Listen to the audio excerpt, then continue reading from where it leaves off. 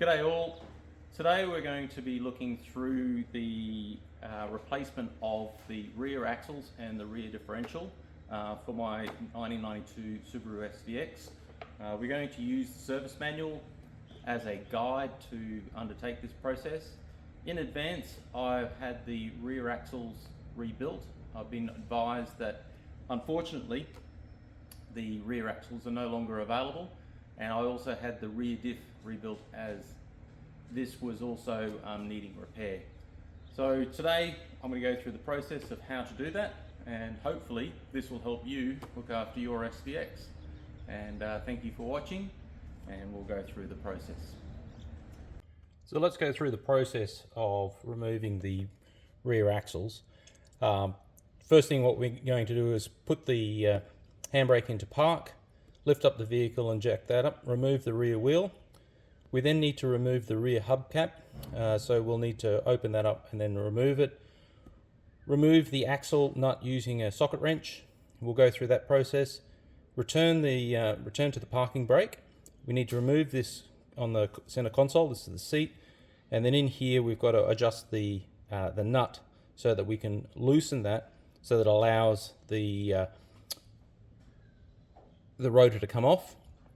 We're then going to go through back to the rear of the vehicle and start working on removing each of the parts: the stabilizer link, the ABS sensor and the clamp. Disconnect the parking brake cable clamp.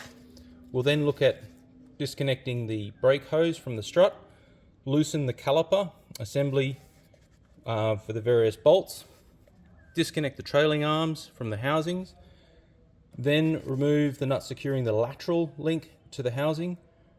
Then we'll need to remove the two nuts securing the strut housing. It says do not remove the upper bolts.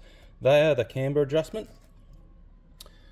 Remove the caliper assembly to fasten the strut to the wire. So that's just taking basically the brake caliper and then putting on the strut. Then we'll disconnect the brake line, the parking brake line. But to do this, we'll need to remove the disc rotor. Once we've done that, remove the parking brake clamp and remove the cable from the back plate. Then we have to remove the rear axle. So they call this a BJ, ball joint, from the housing. So this will need to be pushed through. This is the process that we'll go through, and then we can then go through the rear diff. So let's get through it. Okay, so what we're going to do now is remove these. Now, a little trick I highly recommend is, while it's on the ground, is just loosen these. It's a 19mm, and we'll go through the process of just taking this off. So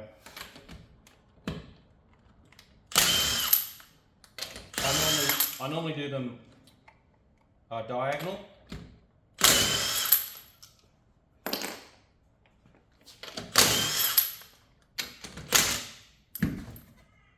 And that's why you leave one where it is.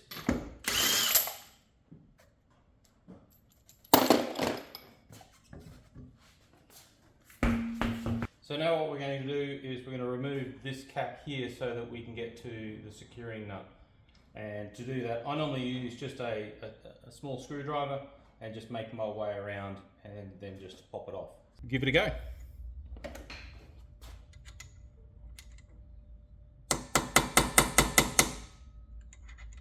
So just carefully do it.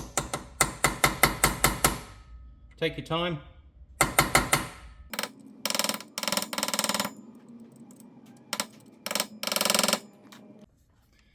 Now that this is fully pushed out, what we'll hopefully be able to do is then use the impact,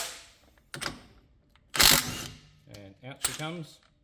So that is the reason why we want to have that. Now we'll just simply put that on just gently, not too tight, so it's easy to take back off, and we'll go through the next step. Okay, what we're going to do is we're going to remove this cover right here to access the handbrake, and just going to loosen that off so I can remove the rotors. So that's where it is. I'm in the driver's side, possibly overseas it's on the passenger side, but that's what we're going to do, just remove that.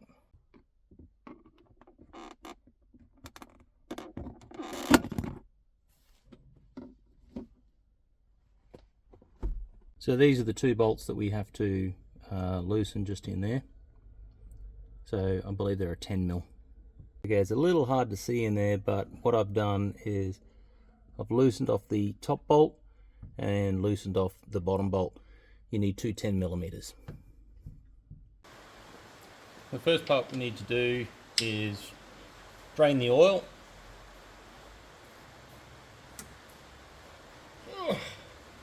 Yes, that's tight. Always do the filler first.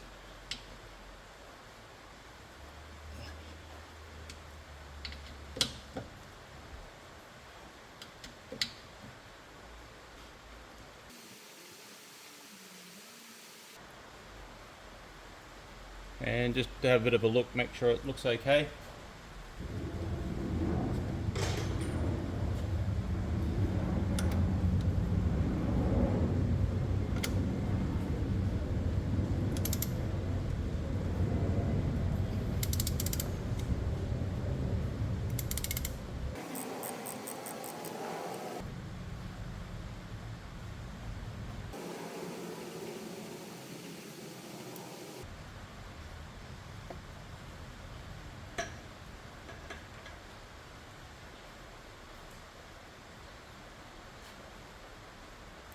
And yes, there's a bit of debris on the end of that, on the magnet. So you can sort of see there. So this is the reason why I'm changing out the rear diff. There's a little bit of debris. It's not too bad, but it would be a good opportunity for me to change this out. So that's what I've been doing in the interim. I made sure that I had another one of these rebuilt out of my parts cars, and that gives you an indication why. There's a little bit of play in the drive shaft. So hopefully I'll show you that a little bit later once this is fully drained. So now that we've adjusted the handbrake, we're going to go through the process of removing the rear axle. I'll be looking at the left-hand side, or what we are in Australia, the passenger side. Driver side obviously in the US. We have a few things to remove, and a 12mm will be covering most of these. So removing the stabilizer link, we've got a nut and a bolt that goes through to 12mm. We then have down the bottom an ABS sensor that we have to disconnect, and the brackets, these are also 12mm. We'll then be disconnecting the parking brake cable, all 12mm. Then on the other side we'll be then looking at the other side of the upright that's mounted to the rear strut. We'll be disconnecting the brake hose. These are all 12mm, and then loosening the caliper assembly for the securing bolts. So the calipers are 14mm, and we'll use, so I like to use both an open wrench and a ratchet. This is, I just got a coat hanger and made up a little bracket so that I can hook this onto the coils of the strut, and then obviously the brake caliper. So you just make up one of those to make it easy for yourself. Remove the assembly for the 14mm holding the brake caliper on. Then disconnect the trailing link. This here is pretty straightforward. We'll be looking at 17mm, and then moving over to the lateral links, 19mm. But when we move to the strut itself, it says remove the two nuts securing the strut to the housing, but do not remove the upper bolts. So we remove loosen this, leave the nut in place. I like to use a paint pen to mark the existing location of the alignment, just for reference purposes, and then we'll move to removing the lower nut and bolt.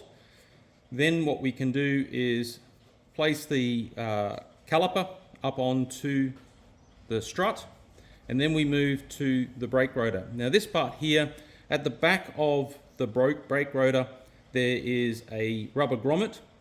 Recommend that you remove the rubber grommet and dial back to loosen the rotor that sits over the handbrake or e-brake clamps.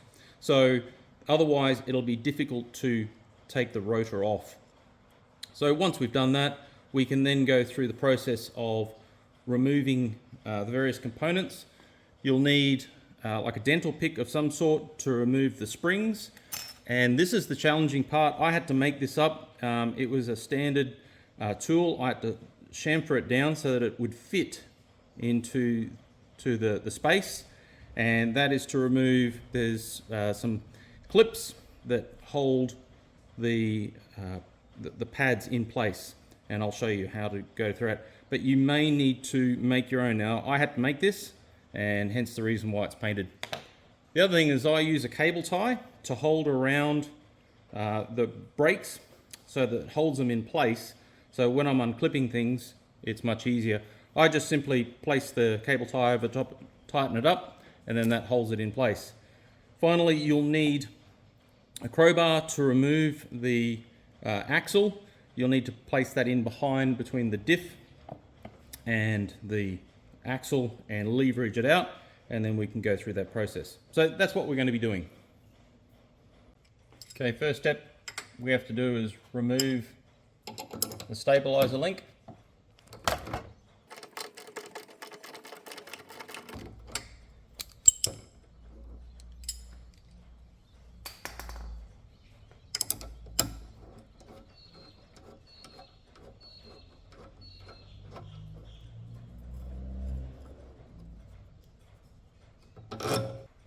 Then we're going to move around to the other side. We're going to loosen these clips here for the ABS. I'll move the phone around. So to remove the ABS sensor, and we also got the handbrake or e-brake, we've got a 12mm here, 12mm there, there's a 12mm here, and there's a 12mm tucked around the corner here. There's also for the brake lines, 12mm there and a 12mm up here. So we're going to have to take all those off and move that aside before we move on to removing the 14mm that are here and here to put the brake calipers up onto the strut.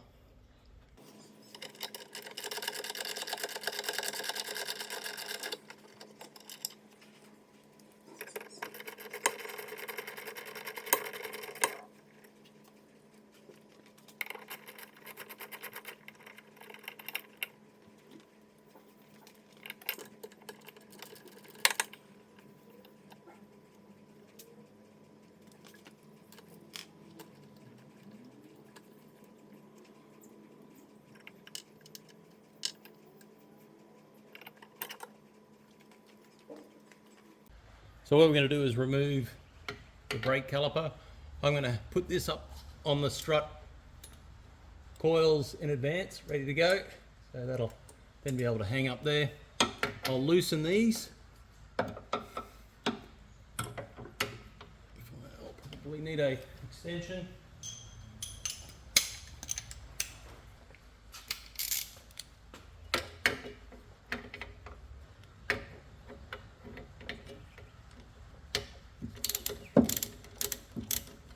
Loosen that one.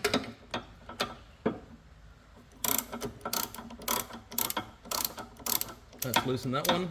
Now what we're going to do is, so that the brake caliper can go up here, we'll loosen off these two 12mm.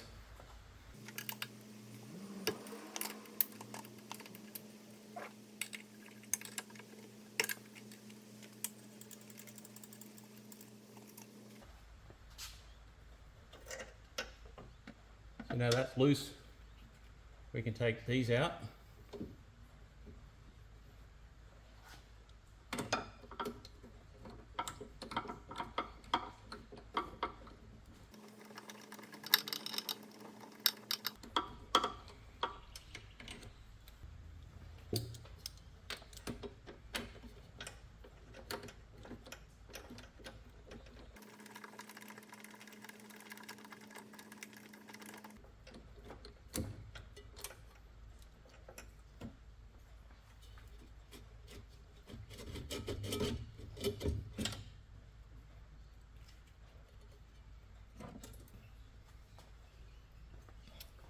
So now that that's out of the road, this here, there's a little rubber grommet in here. We're going to remove this rubber grommet carefully. And in behind there is the wheel to loosen this rotor here.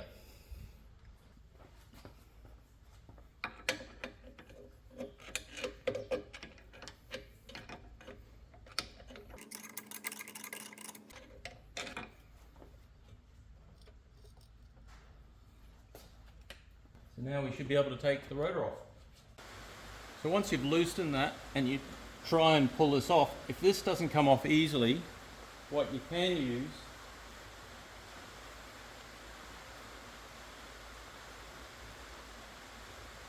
the same thread as what's in holding on the ABS sensor. Get some bolts and screw it in here, and then carefully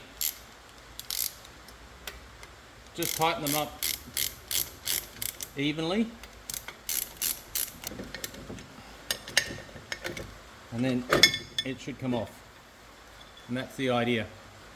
So this is your dial here, and what we're trying to do is loosen it to that point so that this comes in. But as you can see here, the spring didn't pull it in, so that's why it was a little bit hard to get it off. And by having those on there, that will then push against this and push the rotor off nice and easy. So this is where my cable tie process comes into play.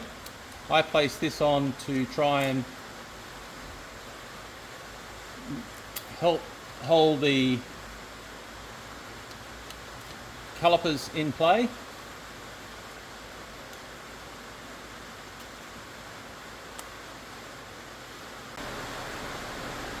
So what we're going to do is remove using, I've got an old dental pick, the spring off the bottom, the spring off the top,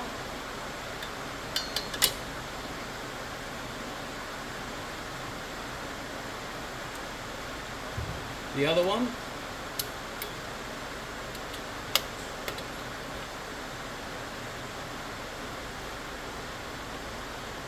the spacer. Then I can remove the dial at the bottom. It'll come out in a minute.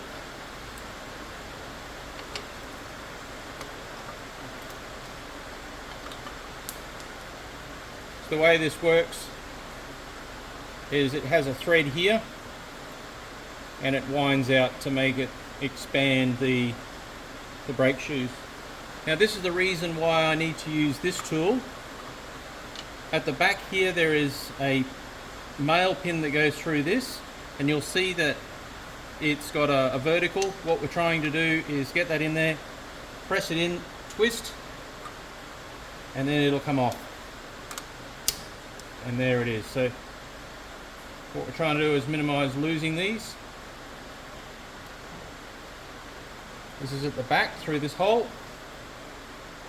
I like to put them together. Now I've ordered new ones of these. Repeat the same process for the other side, and you can see here why it's important that you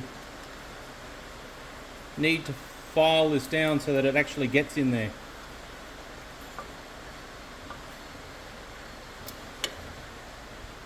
And now you can see why I use a cable tie to hold that in place.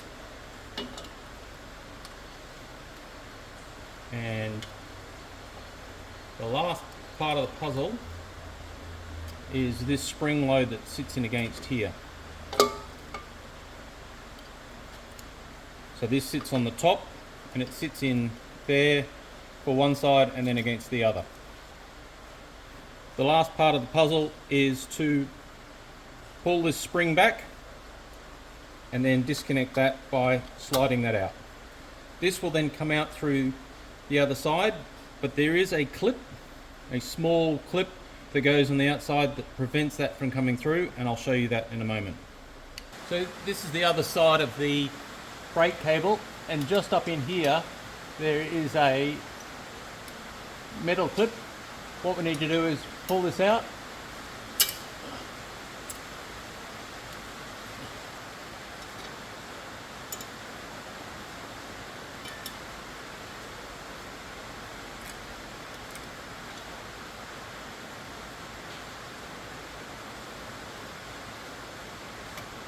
So that's the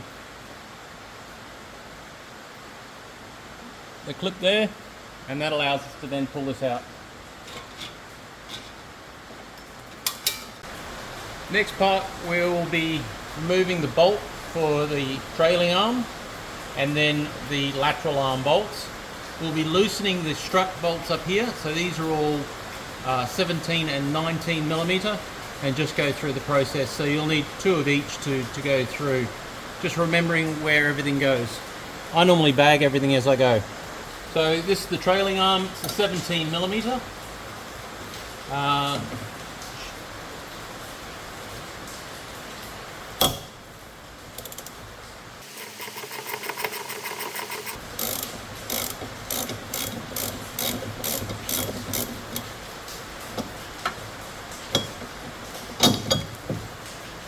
Then we've got the lateral, which is 19 millimeter. So we'll just take that out of the way.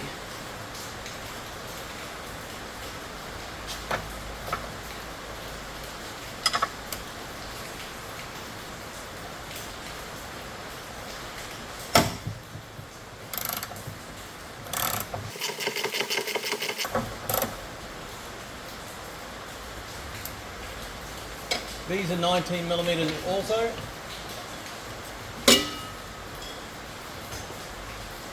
Little tip before you start with these, mark these ones here, the top one, with a paint pen so that you know where the alignment is for the top mark. Okay, I don't normally use power tools, but this one is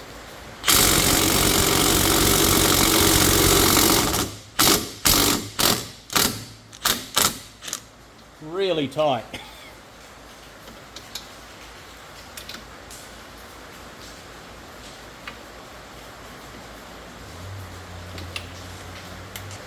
So with the top one, I'm going to try and keep that in position.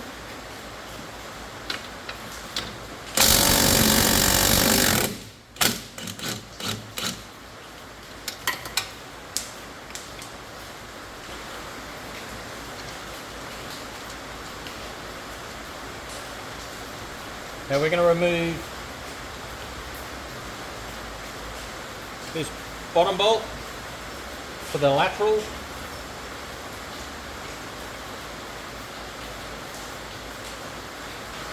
So now we're going to remove the lateral at the back.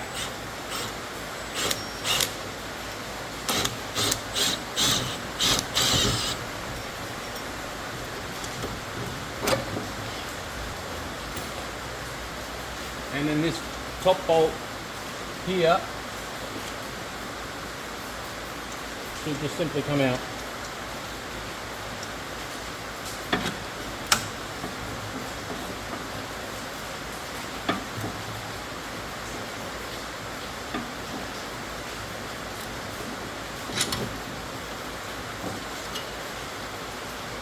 So now, because that's loose, we should be able to twist and move this. We can undo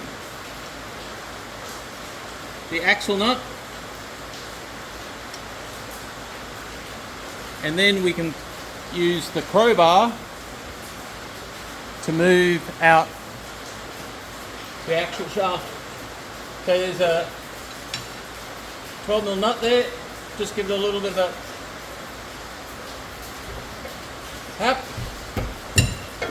That'll loosen that off. Once that's loose, you can then lift this away and then this should come out.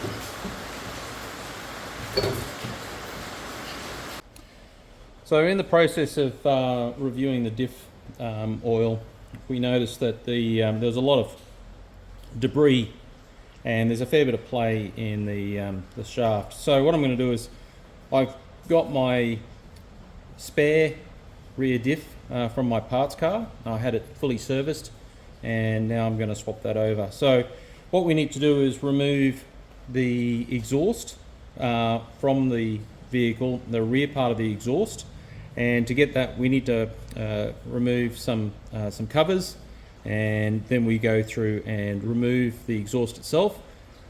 Removing the diff is pretty straightforward. There's a bunch of 17mm fasteners that we need to take off through the back, and also right at the top here holding it in place there's two, but we do need to place a self-leveling jack underneath so that we can angle this out, so it'll be a tilt down and pull away. We do need to remove the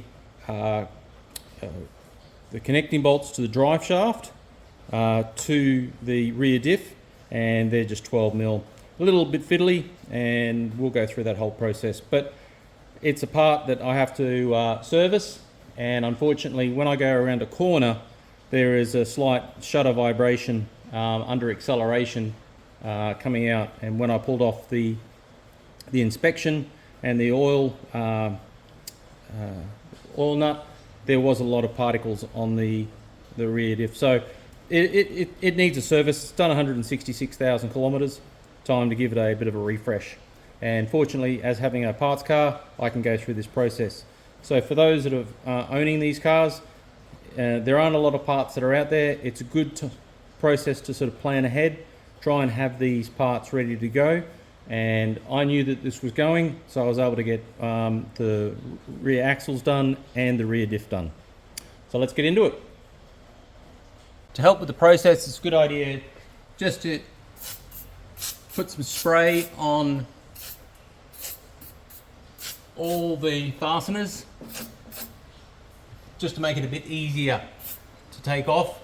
And once we've sort of given them a little bit of time to sort of penetrate in there, it'll be much easier to take these off. We'll take this off, then there's two bolts here, remove this. Down the other end there's another one, and there's also a rubber mount. Then we'll be able to take this out, and then we can move on to the drive shaft. Now we've had some time for the penetrator to get into these bolts. Now what we're going to do is remove this cover here, the rubbers, and also disconnect that, and then I'll show you the other end as well.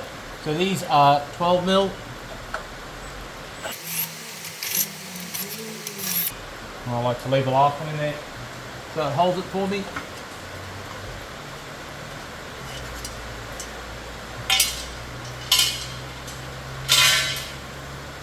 So now what we're going to do is remove these here. These are 14 and these are 12.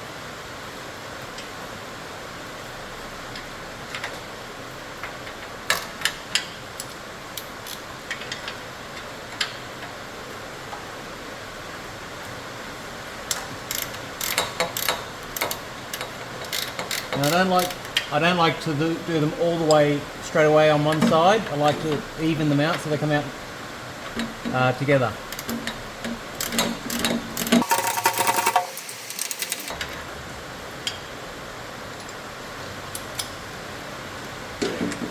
Now these are likely to be heavily corroded. I do recommend 6-point sockets just to stop them from stripping.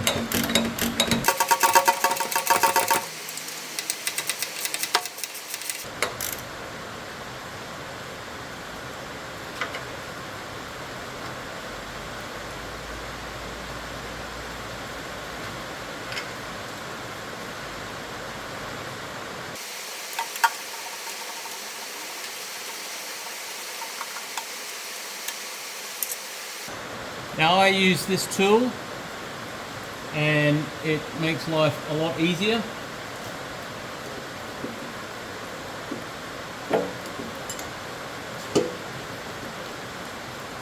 So the way it works is you put it between the rubber and metal and push, and it'll just push it off. So I'm going to start this side first because it's the hardest.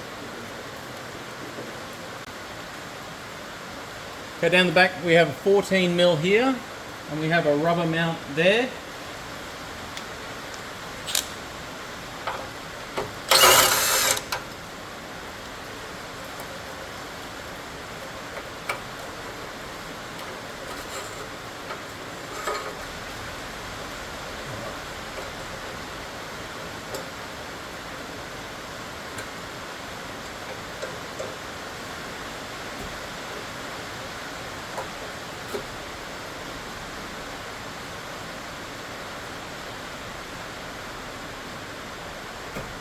Now you'll see that I've got this strap back here.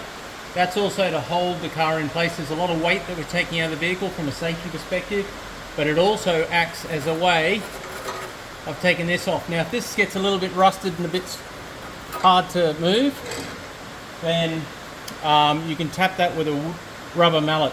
But as you can see there, I've now dropped that down. It's holding on by one rubber at the other end. I'll take that off and then that's it. So now we're going to remove these. A little trick, place a screwdriver up through here to stop the differential from twisting. It's 12mm. We're trying to loosen.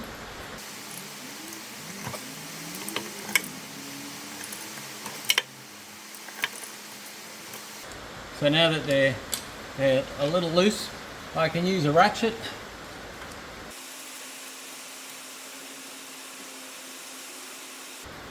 Don't lose any of these. Now I'm hoping that this is just, oh, a little bit of leakage coming through. Clean that up. I'm hoping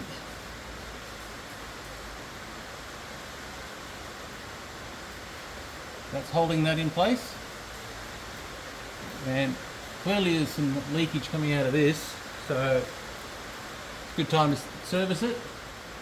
By having this here, I'm able to support the rear tail shaft. So now it's a matter of removing these bolts here and the two there, but what I'll need to do is put the jack underneath so that I've got something to support it with. So what we're going to do is take away 1, 2, 3, 4, 5, 6 of these bolts.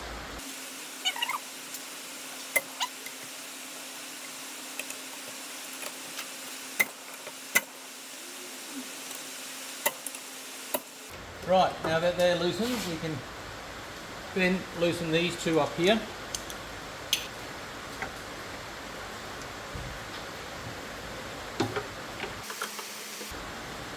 Right. So now all the bolts are loose, we can then just take them off.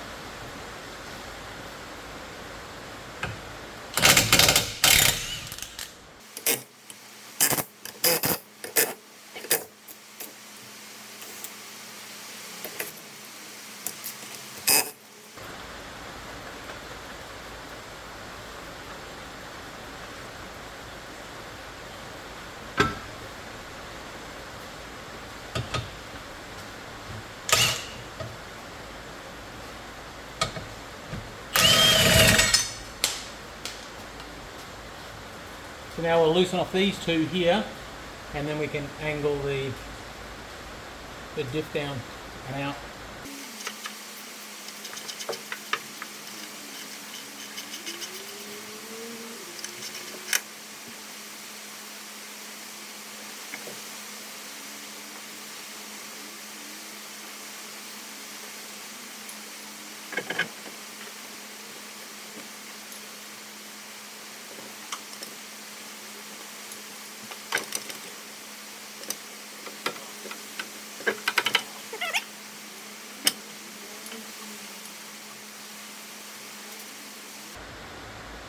The diff is now out. So it's a chance now that we clean up this area, make sure everything is nice and neat. You'll notice here I've got aftermarket bushes. These I installed about 3 years ago.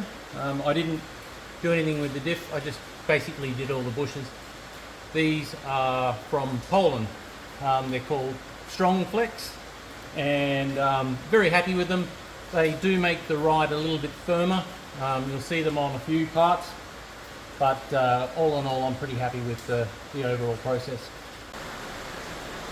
So here we have the two diffs. This is the diff that I just took out. This is the diff that I had serviced, and when I took the diff out, a bit of diff oil was coming out of this seal here, so this is obviously leaking, and it's got a bit of clearance errors. This one, it's a lot neater, tighter clearance. This turns a little bit more mechanically, it feels a little bit more sort of snug and sort of tighter. This is quite loose almost, but this obviously is just being used and taken out. So what we're now going to do now is put this one in and it's ready to go. So there are our comparison diffs.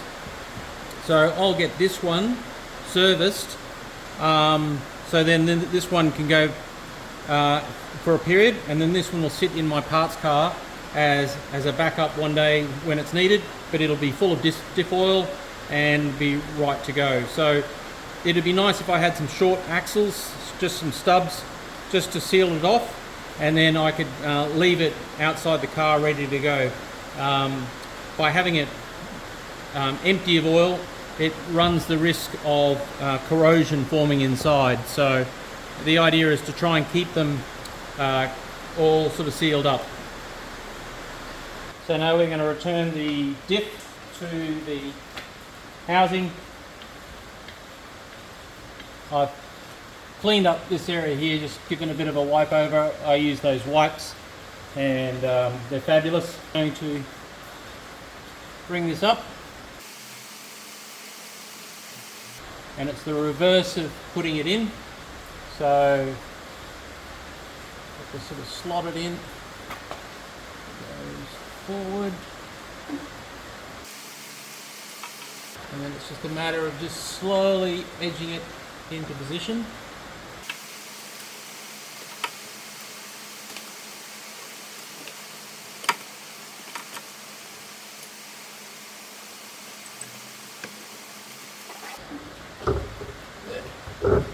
So once that's in position, then you can just simply raise it up, slowly push it through, make sure you don't push these out.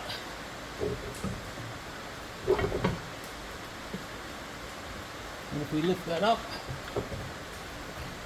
and then do these up.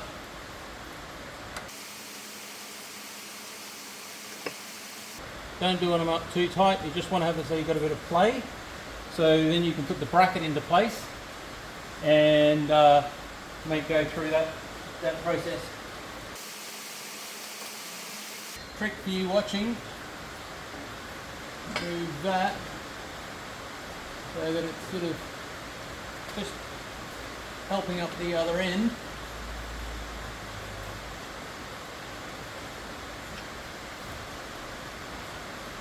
And then this should line up like that. We'll start with these.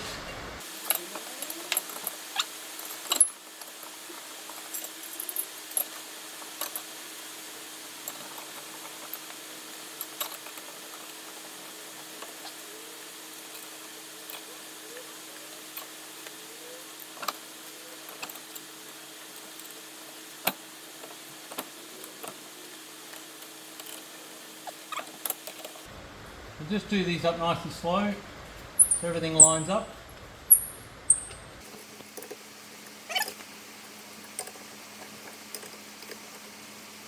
Now once you've got them started, then you can possibly use the power tool. Don't rush it.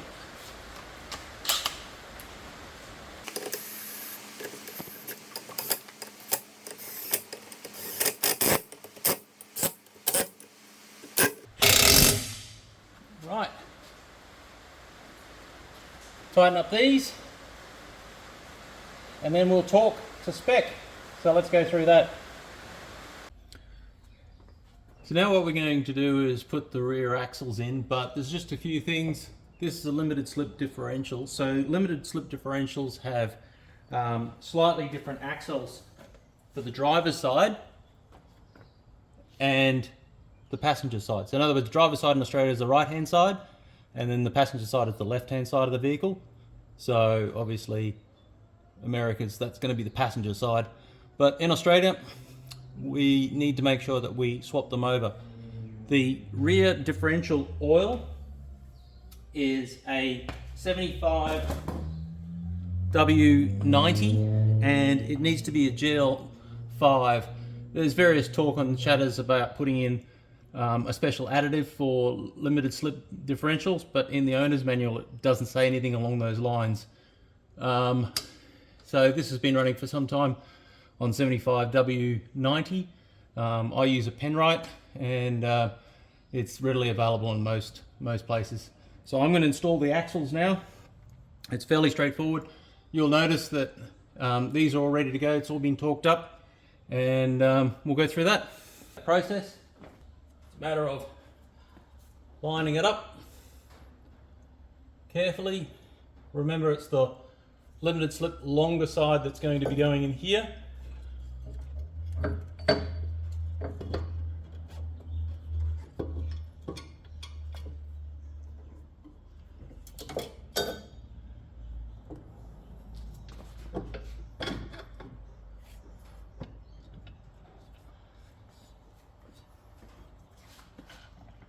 And just until that pops in. So we might need to just rotate this a little bit.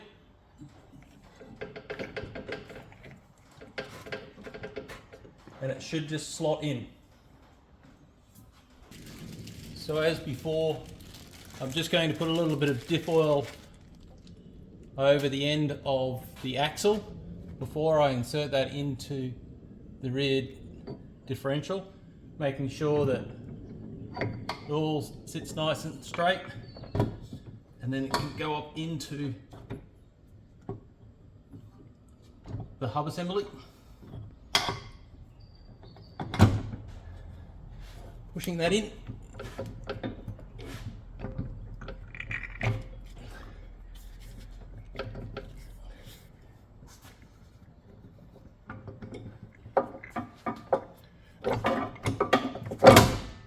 You'll hear it click right in. Now what I'm trying to do is I'll just place an axle nut on the end to stop it from coming out completely. The rear trailing arm, I'll position that into place.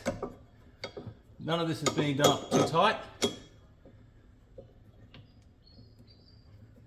Should just slot through. Feed the nut on. Then I'll put so that's the trailing arm. Then the lateral arms. Just line that up, making sure that this is all in play.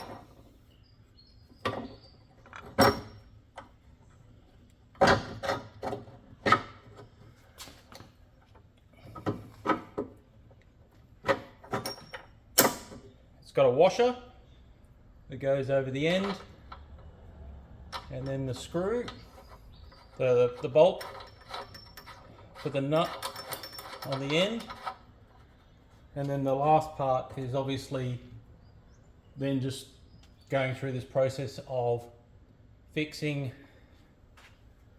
this here. So what we have is a nut here, so this will feed from there. There is a bracket that'll go through on here. This goes around that, and this feeds into the bottom of the drum. So I'll go through that in detail so that you can see how it all links back together. So what we've got here is the ABS sensor. We're just going to place that in there just as a guide of where it goes first, but we'll pull it out before we put the rest of the kit on. You'll see here that this will mount up inside this trailing arm, and there'll be a bolt there and a bolt here. This bolt is the one that goes through this carrier here. We're going to feed the carrier the brake cable through just for the temporary as a sort of a guidance of where everything goes. We'll put that through all the way so that sort of locks in place. Then what we can do is place this over the top. So then what we have is a bolt here, a bolt just here on the top that holds that into place, and then there's another bolt which is just up here. There's a little clip that clips it in place, so we'll start there and work across.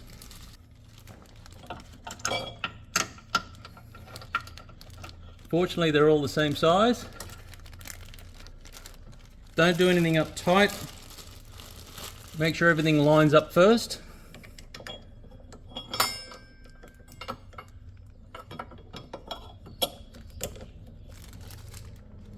This comes down, there's the hole, and then that lines up with that.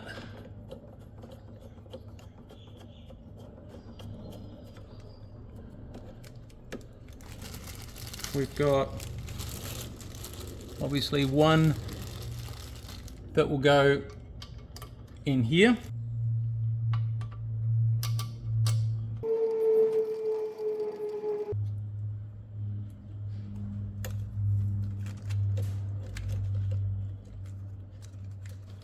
So now that that's all in play, you'll see that we just need to tighten these up.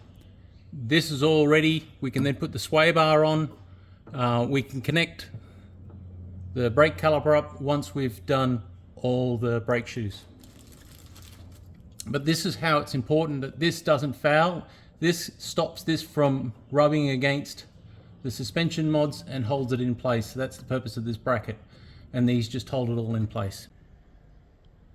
So what we need to do is obviously try and get as many spare parts as we can. I know that they're still making quite a few parts that are consumables. These are the springs and clips for the brake shoes. It's around about sort of $65 for these, for the 4 sets. They're not cheap, but they should be sort of done, and I'd rather get genuine products for my car where I can. We're going to need some lubricant that goes between the brake shoe and the dust guard. There's some little spots there. You can pick these up for just a few dollars at your local store. And I've got some axle nuts to replace the one that was here. I have ordered replacements ones of these, but they haven't arrived yet, so I'm glad I looked after those. They're ex-Japan, so we probably will use those for the moment. They can easily come off. You can see that O-ring there, and we'll take it from there. So let's go through the process to put the brake shoes back on for the handbrake. So to put all this back together again, there's a few parts that, a few tools that I'm going to be using to do this. I've still got this cable tie, which will go around the brake shoes. I use a dental pick to be able to pull across the springs, and then this is the tool that I made that allows to sort of fit in to press in those compression springs and the securing slip. They go just on the sides here, and there's a very narrow sort of band between the brake shoes. So let's just do that, and I'll step you through the process. So what we're going to do is we're going to place some lubricant on these raised parts of the dust guard. This is where the brake pads for the handbrake come in contact with that. So this is a brake parts lubricant, and it's the key thing is that it's high extreme temperature range. So what we'll do is we'll just simply place this on over these parts just here. Don't go too much overboard. Just what we're trying to do is just cover those raised areas.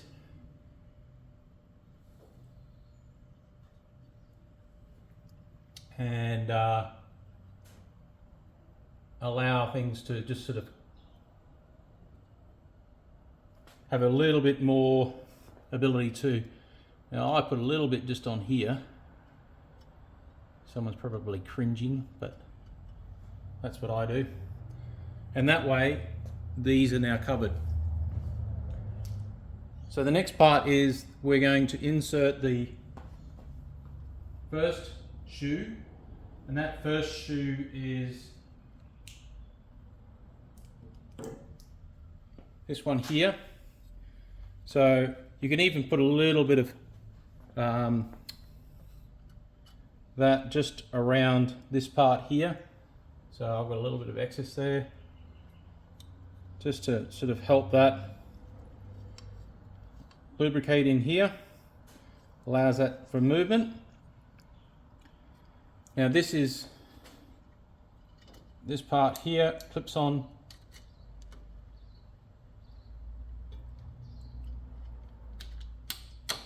into that, and you'll see now that how that sits against those. So what we're going to do now is place the pin through here to hold that in place, and the spring using that clip. I'll try and rest it against, it's not going to want to do that.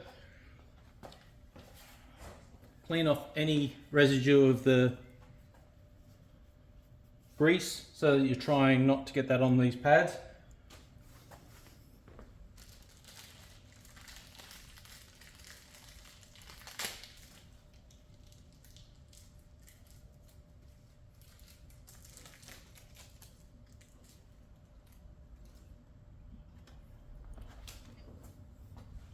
So this is the hole here that this pin will go through, and you can hold that in position with your finger. This is the spring and the clip. Now you'll see that it's a one way, and that lines up with that, so when we twist it, it'll lock into this groove. And this is why it's important to replace these, because obviously constant use, this loses the contact and the spring loses its ability to hold the caliper in place.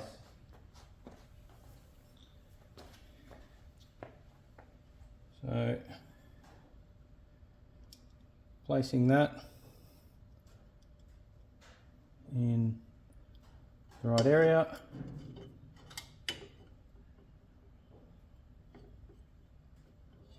This is going to come back. I'll just take that out for a sec.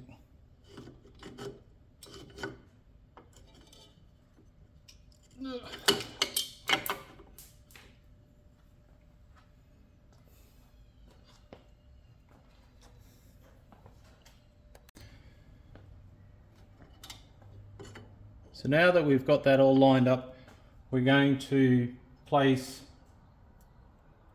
this pin through the back. You'll see there's the mark just here.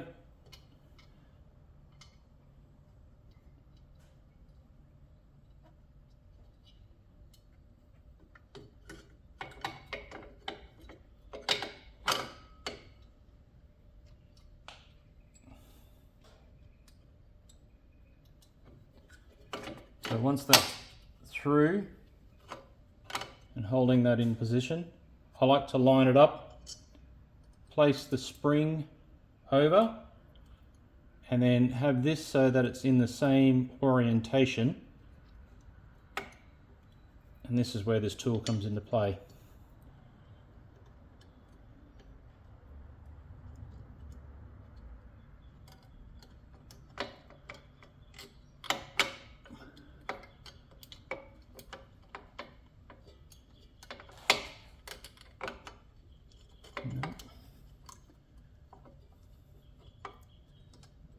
You can appreciate it's not easy.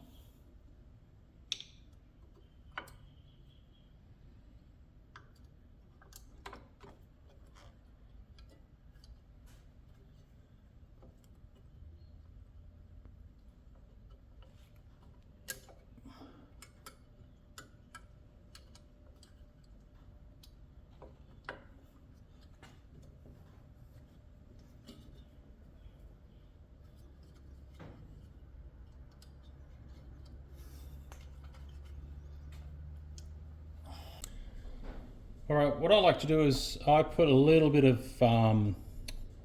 tiny amount of the high temperature grease just in the thread here, just to allow that to spin a little bit easier. And then what I'm going to do is I'm going to use this to help me clamp the other side of the brake shoe, of this brake shoe. And so I'll place it in place. Here's this clamp up here. That will go in place to hold that. I'll place the cable tie that I made around the brake shoe just to put it in the right sort of location. Then what I'll do is I'll place this. Remember, this is a 3-part, so this end bit is loose. I'll place that in under here, carefully trying not to, and it's important that it's at its minimum setting, which I didn't do. And then line that up to get that over the hook. And then once that's in place, you can then expand that out. So that will then position this in the right spot, so then you can access that hole. So that way that's all ready to go to put the pin in. Use the little part there as a holder. What we're going to do is then feed the male pin through. So this pin through the back here, it'll then come out through that hole, noting the orientation. So that's orientation like that. In my tool, I need to have these against the body.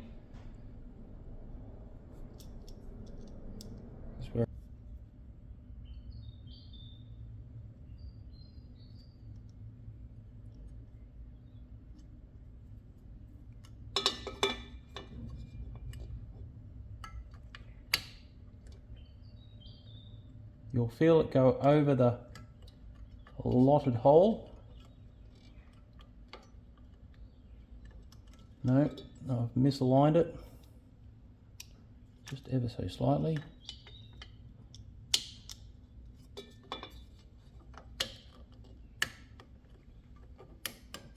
Nope.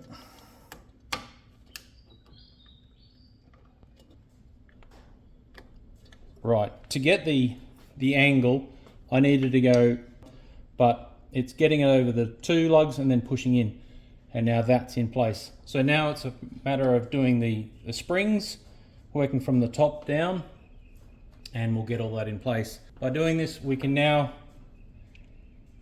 look at, so this is the spring, it's got a L on there, and you want this raised part here on the top so that it drains, and this is going to slot into that groove and this groove. So this is where I'll need to remove this carefully.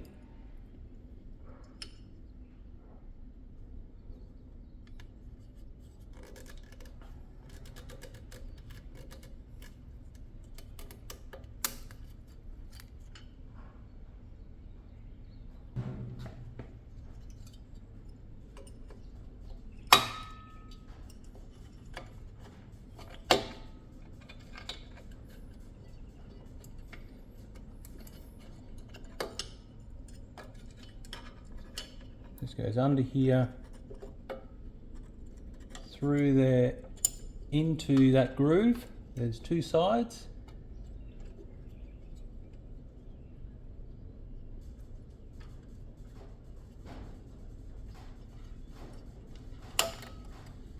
And this one will go on the top.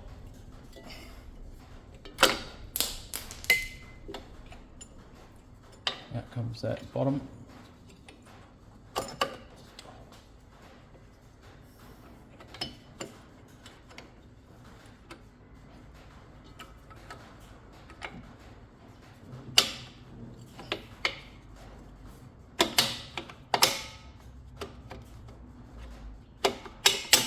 There we go.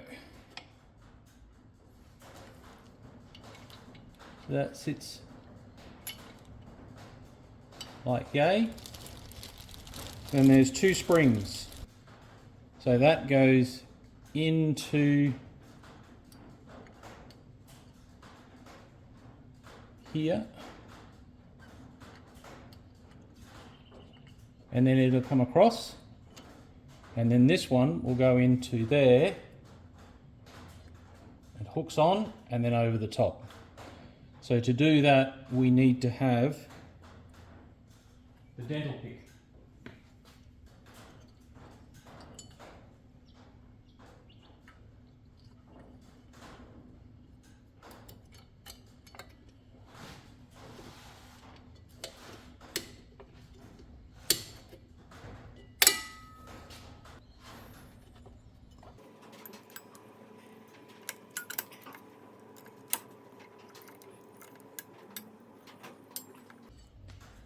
So now that the top is secured, we have this 2 springs here, this divider and the top spring. Now we're going to work on the bottom adjuster spring.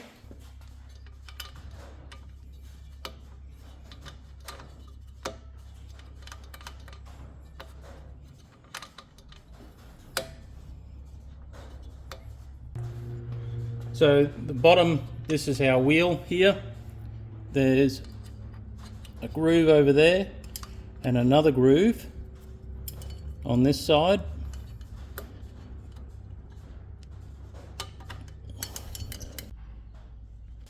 So we've got 2 more parts to do. One is the ABS sensor. Have to make sure that that's put in place. I normally don't put this in until the brake shoes are all on. So that just simply slots through, and then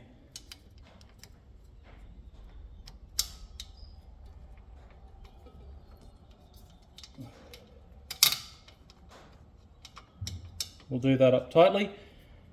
This is that little clip. This clip goes into here, making sure that's all the way in.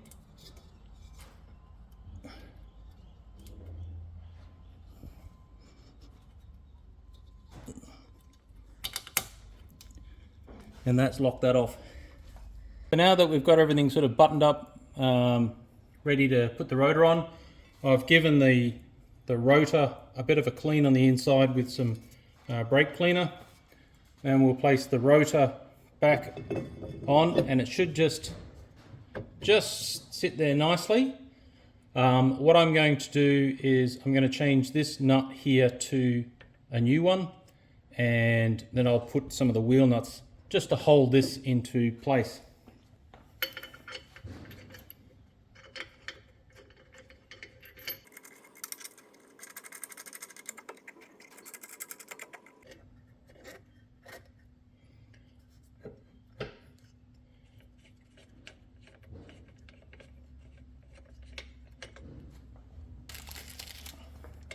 A new axle nut. And you can see it goes on a lot smoother than the one that was provided with the reconditioned axles. So I'll tighten that up shortly. So now that we can go on to that, we can then place the calipers back on and then tighten up and set the resistance on the handbrake once we've got that all set up. So now we're going to place the brake caliper on the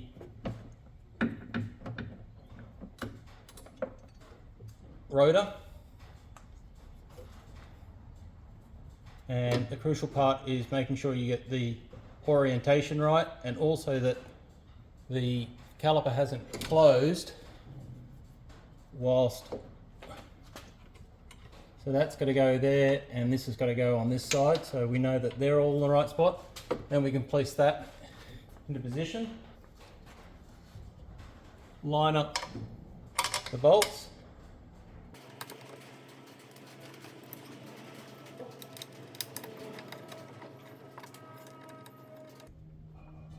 once they're lined up, then you can do them up. So they're 14mm.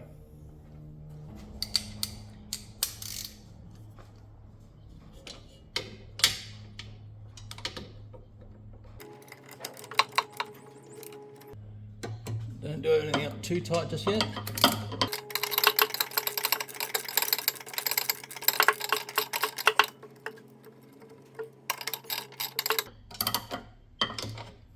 And now we've got to just attach these with the two 12mm.